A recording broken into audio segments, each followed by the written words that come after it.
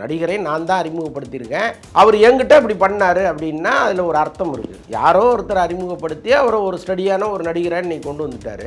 அவருடைய கடமையும் நன்றி உணர்ச்சியும் அந்த தயாரிப்பாளருக்கு தான் இருக்கணுமே தவிர எல்லா தயாரிப்பாளர்கள்ட்டையும் இருக்கணுங்கிற அவசியம் கிடையாது. அப்போது ஒரு நடிகரை நீங்கள் புக் பண்ண போகும்போது ஒரு சம்பளத்தை ஃபிக்ஸ் பண்ணுறீங்க, அந்த சம்பளத்தையே அவர் கொடுக்கலன்னா அவர் கேட்கத்தான் செய்வார். அசோக் செல்வன் கூட்டத்தில் ஒருவன்கிற படத்தில் நடித்து அது ஃப்ளாப் ஆகி போச்சு. அது ஒன்றும் பெருசாக ஹிட் ஆகலை. நான் பல முறை பார்த்துருக்கேன். இந்த பிரசாத் ஸ்டுடியோ எதிரில் நின்று டீயை குடிச்சிட்டு தம் அடிச்சுட்டு நின்றுட்டு இருப்பார் அந்த டீ கடையில். இன்றைக்கி அவரால் நிற்க முடியுமா? இன்னார்னா ஒரு 5000 பேர் வந்து திரண்டு கை கொடுப்பான், ஃபோட்டோ எடுத்துப்பான். இதெல்லாம் அப்படி ஒரு அந்தஸ்துக்கு அவர் வர்றதுக்கு எவ்வளோ கஷ்டப்பட்டுருப்பார், எவ்வளோ அவமானங்களை தாங்கியிருப்பார். சில நடிகர்கள்லாம் ஷூட்டிங் ஸ்பாட்டில் பண்ணுற அட்ராசிட்டிலாம் கொஞ்சம் நெஞ்சம் கிடையாது. கேரவன் வேணுங்கிறாங்க, கூட 20 பேரை கூப்பிட்டு வர்றாங்க, எல்லாருக்கும் நீ சம்பளம் கொடுங்குறாங்க, ஜிம் பாய்ஸ் வேணுங்கிறாங்க. இது எல்லாத்தையும் சகிச்சுக்கிட்டு தான் இங்கே தயாரிப்பாளர்கள் படம் எடுத்துகிட்டு இருக்காங்க. அப்போ அவங்க வளர்ச்சியை தடுத்து நிறுத்திட முடியுமா? அவர் வெளியில் வந்து இவர் கூட ஒரு 20 பேர் வராருங்க, அதனால் அவருக்கு யாரும் படம் கொடுத்துடாதீங்கன்னா கொடுக்காமல் இருக்க போகிறாங்களா என்ன? தயாரிப்பாளர் ஏறுவார், மொத்த காசையும் விடுவார், அடுத்த ஸ்டேஷனில் இறங்கி அவர் போயிடுவார். வேற ஒரு தயாரிப்பாளர் போட்டியோடு வந்து ஏறுவார், அவரு கொஞ்சம் செலவு பண்ணிட்டு அடுத்த ஸ்டேஷனில் போய் இறங்கிப்பார். இது வந்து காலகாலமாக நடக்கிறது. அப்படி இருக்கும்பொழுது நடிகர்கள் என்ன பண்ணுவாங்கன்னா, இந்த நடிகர் மேலே நீங்கள் நடவடிக்கை எடுக்கும்போது அவர் கேட்பார்ல, அஜித்னா ஒரு நீதி, எனக்குன்னா ஒரு நீதியான்னு கேட்பார்ல, அதுக்கு எங்கே போய் பதில் சொல்லுவீங்க? அப்போ ஆட்டோமேட்டிக்காக அவங்க மேலே எந்த நடவடிக்கையும் எடுக்கவே முடியாது. ஆனால் இன்னொரு விஷயம் என்னென்னா, சார் வணக்கம். சார் வணக்கம். தமிழ் சினிமாவில் வளர்ந்து வர ஒரு நடிகர் தான் அசோக் செல்வன். சமீபத்தில் அவருக்கு கல்யாணம் நடந்தது. சமீபத்தில் அவருடைய படத்தோடைய ஆடியோ லான்ச் விழாவில் கலந்துக்கிட்ட ப்ரொடியூசர், சீஃப் கெஸ்ட் எல்லாருமே அவரை தப்பாக தான் சொன்னாங்க. அந்த பிரச்சனைக்கு பின்னணியில் என்ன இருந்துச்சு? அசோக் செல்வன் அப்படி என்ன தான் சார் பண்ணார்? பின்னணியில் என்ன இருந்தது அப்படின்னா, சம்பள பாக்கி இருந்தது, அவ்வளோதான். ஆக்சுவலாக வந்து ஒரு நடிகர் தொடர்ந்து ஒரு படத்தில் நடிச்சிட்டு இருக்காரு. கடைசியாக ஒரு ஹோல்டு எங்கே அப்படின்னா டப்பிங் பேசுகிற இடம் தான். இப்போ அவர் டப்பிங் பேசி முடிச்சிட்டாருன்னா நீங்கள் அவருக்கு அதுக்கப்புறம் சம்பளத்தை வாங்குவதுங்கிறது சற்று சிரமமாக இருக்கும். ஏன்னா தமிழ் சினிமாவில் மட்டுமல்ல, பொதுவாகவே சினிமாவில் ஒரு நடிகர் அவருக்கான ஹோல்டை விட்டுட்டாருன்னா அதற்கப்புறம் அவர் சம்பளத்தை வாங்குவதுங்கிறது ரொம்ப ரொம்ப சிக்கலான விஷயமாக இருக்கும் பொழுது, அவர் என்ன பண்ணுறாரு, அசோக் செல்வன் நம்ம டப்பிங் டைமில் இந்த பணத்தை வாங்கியே ஆகணுங்கிற பிடிவாதமாக, எனக்கு நீங்கள் பணத்தை கொடுங்க, நான் டப்பிங் பேச வர்றேன் அப்படிங்கிறாரு. இதுதான் இந்த படத்தில் இருக்கிற இஷ்யூ. அந்த படத்தின் இயக்குனர் ஒருத்தர் அந்த படத்தை அண்டர்டேக் பண்ணி அதை முடிச்சு தரேன்னு பொறுப்பெடுத்துக்கிட்டவர் திருமலைங்கிற ஒரு இயக்குனர். ஸோ இவர் வந்து அசோக் செல்வனை அந்த படத்துக்குள்ளே கொண்டு வரணும் அப்படின்னு பிளான் பண்ணி உள்ளே கொண்டு வந்தது எல்லாமே அவர் தான். இன்றைக்கி அந்த மேடையில் ஒரு குற்றச்சாட்டு வைக்கிறாரு, ஒரு தயாரிப்பாளர் இல்லைன்னா ஒரு நடிகர் வந்துட முடியுமா அப்படின்லாம் கேட்குறாரு. எல்லாமே உண்மைதான்.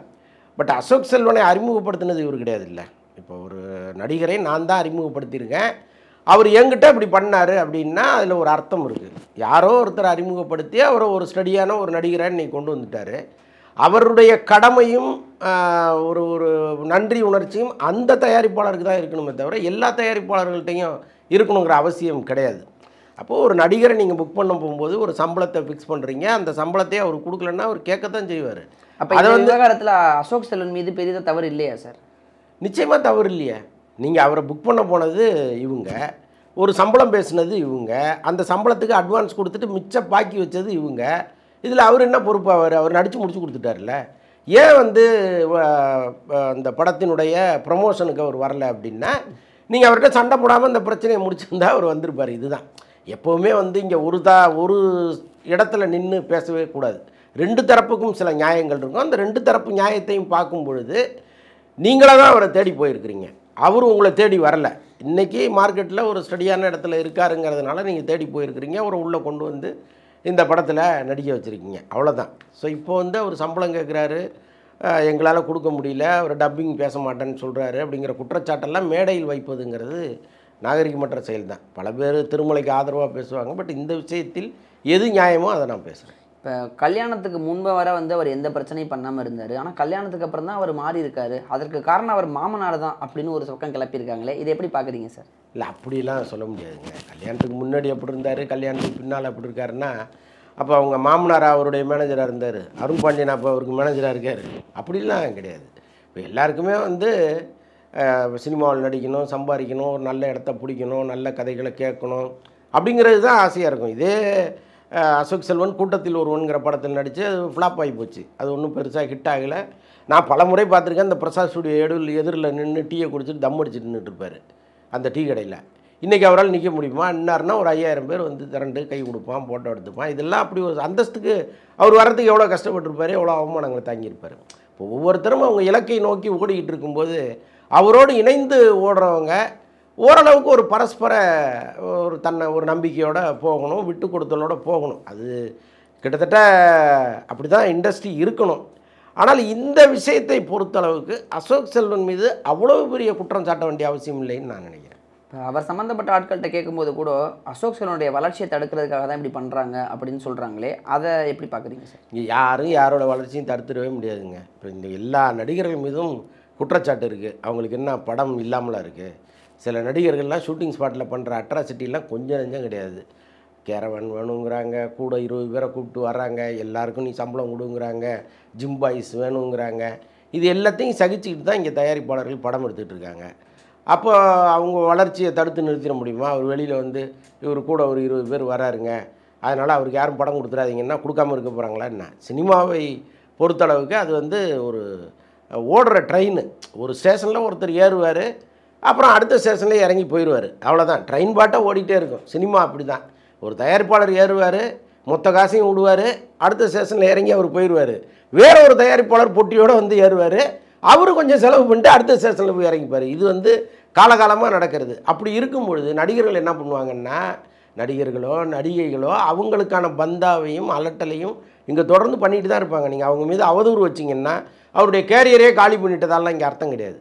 இங்கே பல நடிகர்கள் ஒன்றா நம்பர் டார்ச்சர் பண்ணியிருக்காங்க, ஆனாலும் அவங்களுக்கு தொடர்ந்து படங்கள் கிடச்சிட்டு தான் இருக்குது. அதனால் இதுங்க அதுக்கு சம்மந்தமே இல்லை.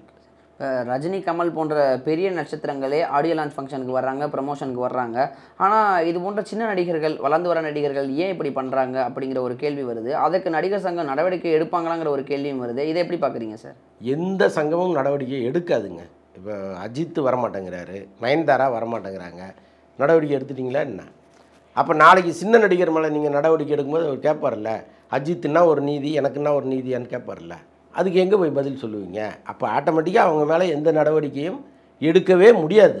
ஆனால் இன்னொரு விஷயம் என்னென்னா, இப்போ ஏன் வந்து அவங்க ப்ரமோஷனுக்கு வரமாட்டேங்கிறாங்க அப்படின்னா, இவங்களுக்கு இங்கே சம்பள பாக்கி இருக்கும், அல்லது படப்பிடிப்பில் இவங்களை ரொம்ப தரக்குறைவாக நடத்தியிருப்பாங்க. ஆனால் இதே ரஜினிக்கும் கமலுக்கும் நடக்குமான்னா நடக்காது. அவங்களுக்கு கொடுக்க வேண்டிய சம்பளத்தை கரெக்டாக கொடுத்துருவாங்க, படப்பிடிப்பில் அவங்கள ராஜா மாதிரி பார்த்துப்பாங்க. அப்போ அவங்க ப்ரமோஷனுக்கு வர்றாங்க, அவ்வளோதான்.